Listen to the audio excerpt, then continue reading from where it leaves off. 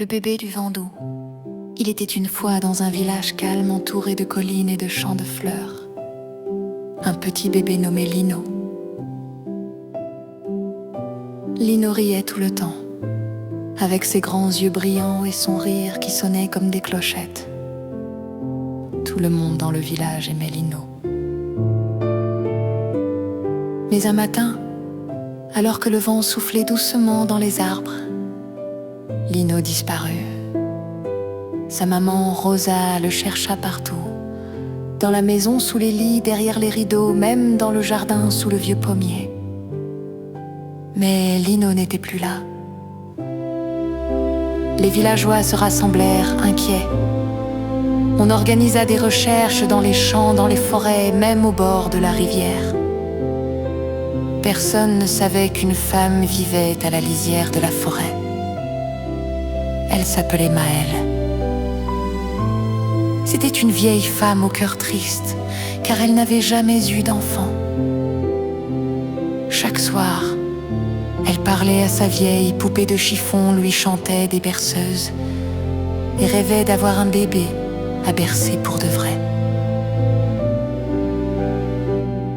Un jour, en passant près du village, Maëlle entendit les rires de Lino. Son cœur fit un bond. Elle se glissa silencieusement dans la maison de Rosa et emporta doucement le bébé, pensant qu'elle le rendrait heureux. Elle ne voulait pas faire de mal. Elle voulait juste ne plus être seule. Dans sa petite cabane, elle prit soin de Lino. Elle lui chantait des chansons, lui préparait de la compote de pommes et lui racontait des histoires au coin du feu. Lino ne pleurait pas, mais il regardait souvent par la fenêtre, comme s'il attendait quelqu'un. Pendant ce temps, Rosa ne perdait pas espoir. Chaque nuit, elle allumait une lanterne qu'elle accrochait à sa fenêtre.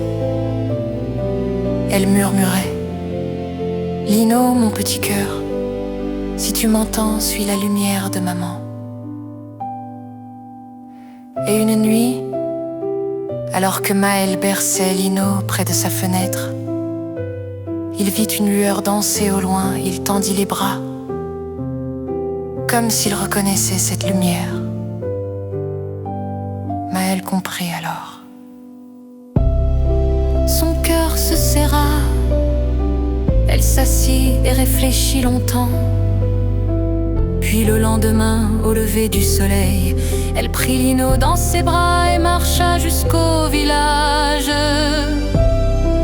Quand Rosa vit son bébé, elle courut, les larmes aux yeux.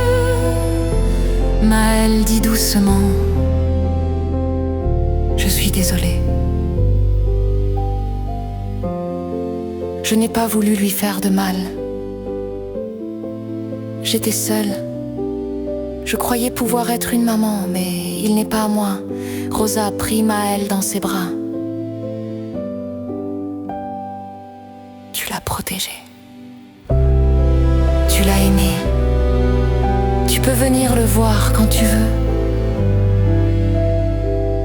Il aura toujours un besoin de chansons et d'histoires. Et peut-être que nous aussi, nous avons besoin de toi. » Depuis ce jour, Maëlle devint la conteuse du village.